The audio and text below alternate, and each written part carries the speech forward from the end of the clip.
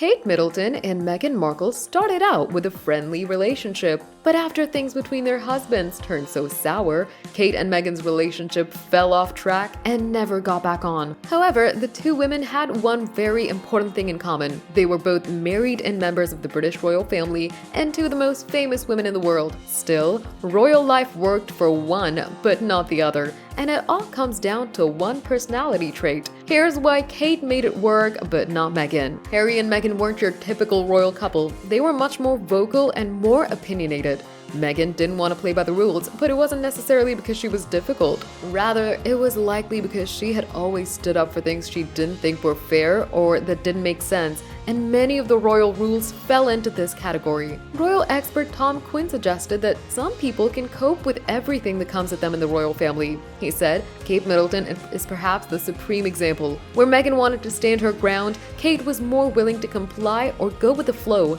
Neither is necessarily a negative, but it did make for two very different handlings of royal life. Others try to fight back, which is what Meghan clearly did. A former staff member told Quinn that Meghan was a fighter in a good way and that she wanted to change the status quo. However, it's clear that Meghan's desire to do so was met with conflict, and it ultimately resulted in her leaving the royal family. Kate, on the other hand, didn't put up the same fight. Maybe she didn't want to, or maybe she felt it wasn't worth it. Either way, Kate and Meghan's different approach for handling the royal rules is the reason Kate is still a working royal and Meghan isn't.